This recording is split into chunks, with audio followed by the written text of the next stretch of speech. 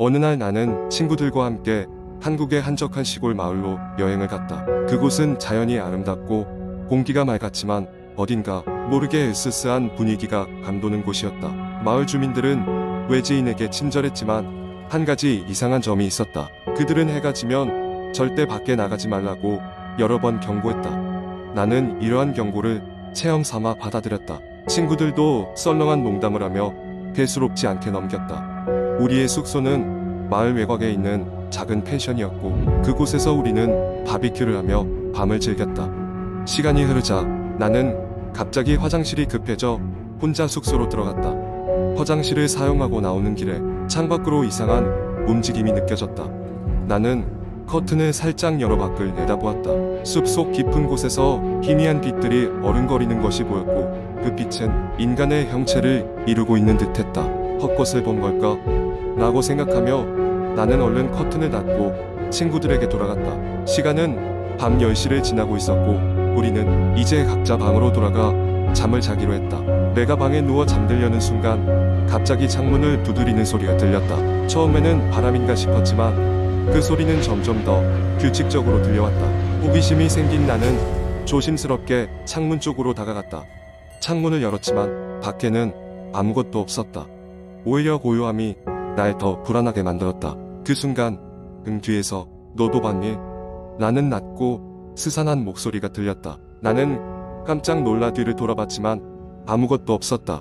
혹시 내가 피곤해서 그런 건가 생각하며 애써 무시하려고 했다. 다음 날 아침 나는 어젯밤 일에 신경 쓰여 친구들에게 이야기했다.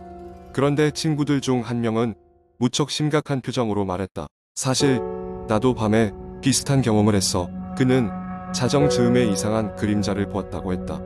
그림자는 마치 사람의 형상으로 우리 방 주변을 걸어다니는 것 같았다고 했다.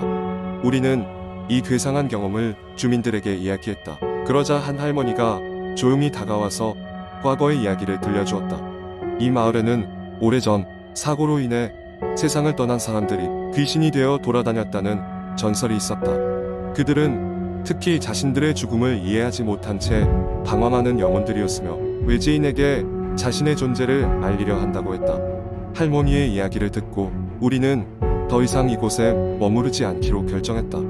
우리의 일정이 아직 남아있었음에도 곧바로 짐을 싸서 마을을 떠났다. 차로 마을을 벗어나는 동안 나는 다시 한번 창밖을 바라보았다. 여전히 그 숲속에는 아침 햇살 속에서도 어딘가 모르게 남은 서늘한 공기가 감돌았다. 그 이후로 나는 한동안 시골 여행을 꺼리게 되었다. 문득 그날의 경험이 생각날 때면 실체가 없었던 그 목소리와 그림자가 무슨 의미였을지 아리송하게 다가왔다. 그 마을의 전설이 단순한 이야기에 불과한 것인지 아니면 정말 무언가 존재하는 것인지는 아직도 미스터리로 남아있다. 두 번째 이야기. 몇 해 전 나는 대학생 시절 방학을 맞아 작은 시골 마을에 있는 할머니 댁에 잠시 머물게 되었다. 할머니 댁은 산속 깊은 곳에 자리 잡고 있어 마을 자체가 외부와 단절된 듯한 느낌을 주는 곳이었다. 인적이 드문 곳이라 밤이면 고요함이 더했다. 그 고요함 속에서 밤하늘을 올려다보면 평소 도시에서는 볼 수 없는 수많은 별들이 총총히 박혀 있었다. 할머니 댁에 도착한 첫날 밤 방학의 자유로움을 만끽하며 늦은 시간까지 책을 읽고 있었는데 갑자기 창문 밖에서 이상한 소리가 들리기 시작했다. 처음에는 바람 소리인 줄 알았다. 바람이 불 때면 창문이 덜컹거리는 소리는 익숙했으니까. 하지만 점점 소리는 명확히 사람의 발소리로 변해갔다. 산짐승인가 싶어 신경을 끄려 했지만 그 발소리는 일정하게 창문 주변을 서성이는 것처럼 들렸다. 혹시나 하고 창문을 살짝 열어 외부를 살폈지만 깊은 어둠 외에는 아무것도 보이지 않았다. 이상하다는 생각이 들었지만 마을 자체가 워낙 안전한 곳이라는 확신이 있어 별다른 걱정 없이 잠자리에 들었다. 다음날 할머니께 어젯밤의 일을 말씀드리자 할머니는 잠시 심각한 표정을 지으셨다. 이곳에서 그리 먼 곳에 오래된 빈집이 하나 있단다. 사람들이 그곳에서는 자꾸 이상한 소리가 난다고 해서 아무도 가지 않으려 하지. 아마 내가 들은 소리도 그 때문일지도 모르겠구나. 나는 그 말씀이 무슨 의미인지 정확히 알 수 없었다. 하지만 할머니의 눈빛은 묘한 경계심을 띠고 계셨다. 며칠 후 나는 마을을 둘러보면서 호기심에 그 할머니가 말씀하신 빈집을 찾아가게 되었다. 햇볕이 따사로운 대낮이었으니 별일 없을 것이라 생각했다. 그 집은 숲속 깊이 들어가야 했고 금세 길을 잃을 것 같은 불안감을 줬지만 결국 그곳에 다다를 수 있었다. 집은 오랫동안 방치된 듯 거미줄과 먼지로 가득했다. 부서진 창문 사이로 바람이 휙휙 소리를 내며 지나갔다. 그곳에 서 있는 동안 나는 묘한 기분에 사로잡혔다. 마치 누군가 나를 지켜보고 있는 듯한 느낌, 갑자기 등이 오싹해지며 더 머물러서는 안 될 것 같은 불길한 예감이 들었다. 돌아오는 길에 나는 이상하게도 자꾸만 뒤를 돌아보려 했다. 분명 아무도 없는데도 그 발소리가 내 뒤를 따른다는 느낌이 강하게 들었다. 무사히 집에 도착하고 나서야 숨을 돌릴 수 있었다. 그 이후로도 나는 계속해서 밤마다 그 발소리를 들었다. 그런데 어느 날 발소리와 함께 낮은 속삭임 같은 소리도 함께 들리기 시작했다. 너무 희미해 내용을 알아들을 수는 없었지만 확실히 사람의 목소리였다. 겁이 나서 할머니께 다시 말씀드리자 할머니는 더 이상 그 집 근처에 가지 말라고 단호히 말씀하셨다. 그로부터 얼마 지나지 않아 나는 그 마을을 떠나 다시 도시로 돌아오게 되었다. 하지만 이상하게도 그 이후로도 가끔씩 내가 홀로 있을 때마다 그 발소리와 속삭임이 들려오는 듯한 기분이 들었다. 그 빈집이 있던 장소와 별개로 그 기분은 나를 따라다녔고 나는 그것이 무엇인지 끝내 알 수 없었다. 도시의 바쁜 일상 속에서 그 일은 점차 잊히게 되었지만 가끔 어두운 밤이 찾아오면 그날의 불길한 공기가 다시 떠오르곤 했다.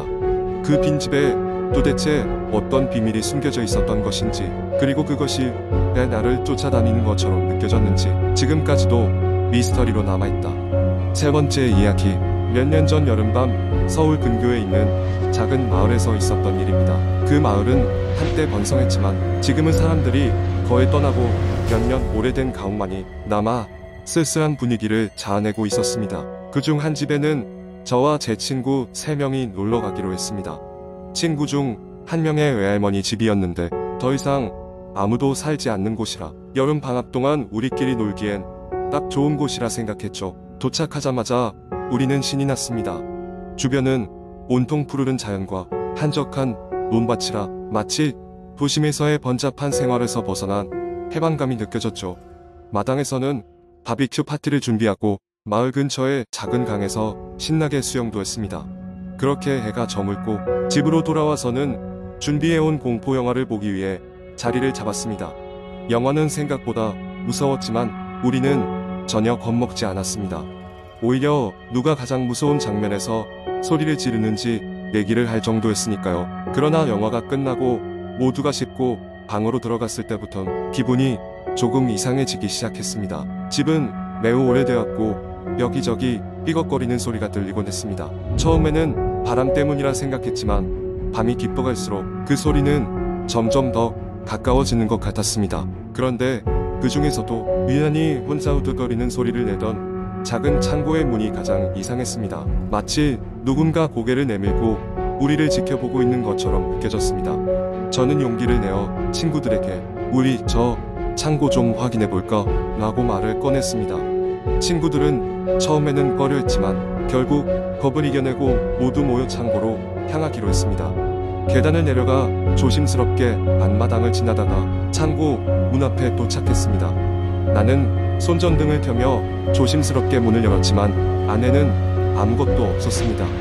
오랜 세월 방치된 물건들과 먼지가 쌓인 모습만 있었습니다. 우리는 안심하며 다시 창고 문을 닫으려 했는데 그 순간 누군가 머리카락이 헝클어진 여자의 모습을 창문 너머로 본 것 같았습니다. 모두가 순간 얼어붙었고 내가 손전등을 비춰봤지만 그녀는 이미 사라지고 없었습니다. 우리는 서로의 얼굴을 번갈아 보며 그 장면이 환상인지 아니면 실제인지 의심했습니다. 그날 밤 우리는 서로에게 아무 말도 하지 않고 이불을 뒤집어 쓴 채 잠들었습니다. 하지만 새벽 즈음 이상한 꿈을 꾸기 시작했습니다. 꿈속에서 나는 그 여자를 다시 만났습니다. 그녀는 얼굴이 보이지 않을 만큼 긴 머리카락으로 얼굴을 가리고 있었고 희미하지만 분명히 무언가 말하고 있었습니다. 돌려줘, 돌려줘. 다음 날 아침 우리는 그 꿈에 대해 이야기하기 시작했습니다. 놀랍게도 4명 모두 같은 꿈을 꿨다고 했습니다. 도대체 그 여자가 무슨 물건을 돌려달라는 건지 알 수 없었지만 이 집이 그 여자를 답답하게 만든 무언가의 중심이란 생각이 들었습니다. 우리는 고민 끝에 집 곳곳을 수색하기로 했습니다. 그리고 결국 집 지하실 구석에서 오래된 나무 괴짝을 발견했습니다. 괴짝 안에는 낡은 사진첩과 그린 일기장이 있었습니다. 내용은 충격적이었습니다. 그 일기장은 오래전에 이 집에 살았던 여성의 것이었고 그녀는 누군가에게 사랑과 배신을 겪으며 비극적인 최후를 맞이했다는 내용이었습니다. 우리는 그녀가 그토록 찾던 것이 일기장이 아닐까 추측했습니다. 그 일기장을 꺼내 집안의 한쪽 구석에 놓아두자 그날 밤 우리는 더 이상 그 여자의 모습을 보지 않았습니다. 마을 사람들에게 이를 이야기했을 때 그들은 놀란 기색을 감추지 못했습니다. 우리가 도착하기 몇십 년 전부터 있었던 신화와도 같은 이야기가 정말일 줄은 몰랐다고 했습니다. 그녀가 이제라도 평온을 찾은 것이길 바라며 우리는 그 집을 떠났습니다. 서울로 돌아온 후로도 가끔씩 그 일이 생각났습니다. 언젠가 그 마을을 다시 방문하게 된다면 그때는 아마 조금 다른 감정으로 집을 마주할 수 있을 것 같습니다. 단지 다시는 그 여름밤의 기이한 경험을 하고 싶지 않을 뿐입니다.